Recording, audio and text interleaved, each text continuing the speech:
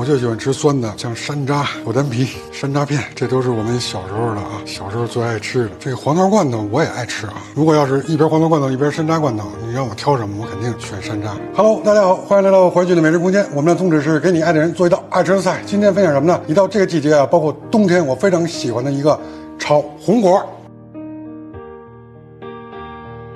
这个食材啊，实在没什么可介绍的，就是这个红果，其实这个叫山楂啊，然后冰糖，然后还有白砂糖，白砂糖我们就没有拿过来啊，就是这两样食材非常简单。第一个我是鸡蛋爱好者，第二呢我是这个红果的爱好者，就是有的人说那个吃那个黄桃罐头，就我最爱的其实是山楂罐头啊，糖水山楂。那今天我们来一个老北京的，包括冬天就是过年的时候庙会的炒红果，非常的地道。好，那我们准备加工。好，这个山楂呢，我们选的在市场上买的啊，这是7块钱一斤，就是挑的这个大的。然后我们先拿盐水泡了一下，回头真的要是有时间，我们再分享糖葫芦的做法。那今天我们先炒红果。这个炒红果呢，其实非常简单啊，就是加工起来呢比较麻烦一点，其实也不能说麻烦。我们先把这个头给它去掉，然后这个后面这个芯儿给它挖一下。原则上其实去不去，我觉得全都行啊，就是我们为了更漂亮一点，去完了之后呢，然后就是我们拿筷子，就是从这面我们把它那个核给它捅掉啊，筷子一进来，好，你看这个核出来了，核出来之后呢，就是可能还有残留，来我们拿那筷子再在这转一下，转一下，就是它在里面的边缘呢，就是也就全都出来了，基本上就是这种情况啊，看掏了没有，顺时。好，这个不用拍了，大家知道就行了。我们把这个籽给它去出来。如果大家要是还是嫌这样麻烦的话，其实拿刀把它开开，虽然说不完整了，但是对于我们的炒红果的风味没有任何影响。那我们就把它都给加工完毕。其实没有完全去干净也不要紧啊，就是到时候可能会硌牙。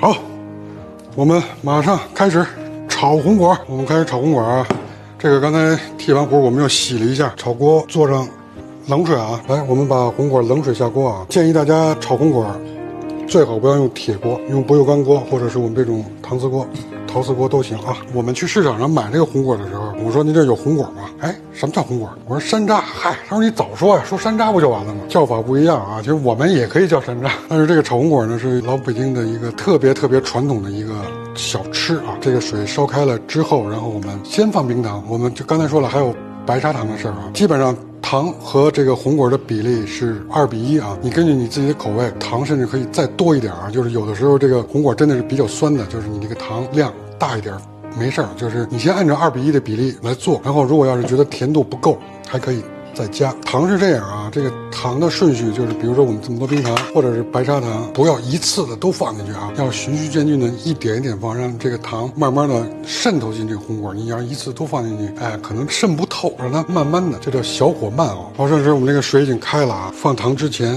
来一点点盐啊，然后这时候我们放冰糖1块2块，不要着急，就是我们做这个炒红果啊，就是要一点点的把它煮透啊。如果要是起沫了不要紧啊，到最后我们给它撇一下就可以了，或者你随时撇一点小沫。其实这个沫呢，就是我们放完糖之后的一个反应啊。我就喜欢吃酸的，像山楂、果丹皮、山楂片，这都是我们小时候的啊，小时候最爱吃的。这个黄桃罐头我也爱吃啊。如果要是一边黄桃罐头一边山楂罐头，你让我挑什么，我肯定选山楂。然后糖葫芦，又到了吃糖葫芦季节。哎，是不是你爱吃糖葫芦吗？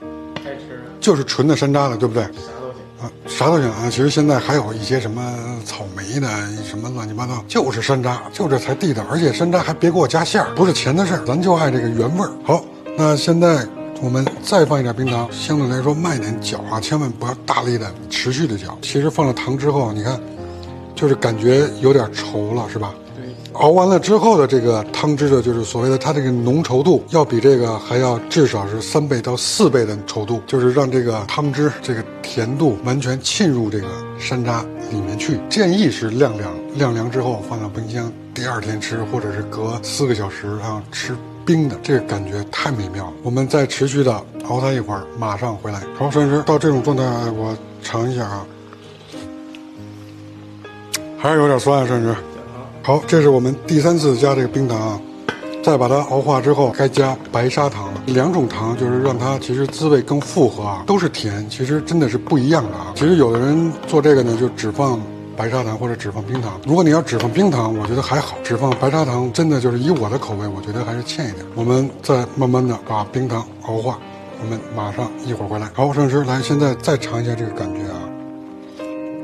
这个感觉现在真的就是有点山楂罐头那个感觉了，但是甜度还稍微的欠一点。然后现在我们来白砂糖，千万不要吝啬啊，2勺半，我是根据我的口味啊。来，我们继续熬。你看现在这个汤汁的稠密度是这种状态，再稍微的略稠一点，再收一收汁。现在味道已经足够了，最后就是稍微的火开大一点点啊。这个步骤呢，就跟我们收汁，就是炒菜里面有汤菜收汁是一样的，是一个道理。现在这个甜度已经完全浸入到这个红果里面去了。我们现在要让这个蜜汁或者是这个冰糖砂糖的这个汁把这个红果完全的包裹住。稍等片刻，我们马上回来。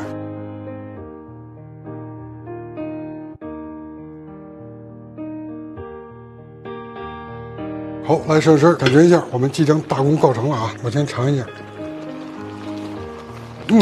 太绝了！感觉一下我们的这个稠密度，我们这个红果的表皮已经有点发亮了，是不是？已经发亮了，就证明它已经完全的浸入进去。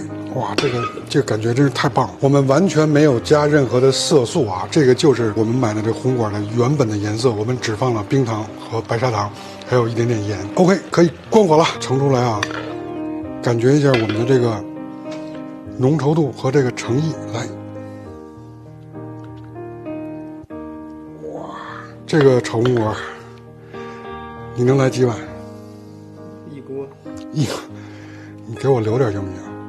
这真的是我的最爱啊！现在是热的这个状态，我们现在如果要是等它晾凉，然后放到冰箱里冰镇一下，会更加的美味。来，如果要是我们拿一个绿叶点缀一下，就是这样。嚯，还有点烫，来我拖着地。我刚才尝了，就非常的美好，甜蜜而回口，是那种山楂的酸酸的滋味，酸酸甜甜就是你。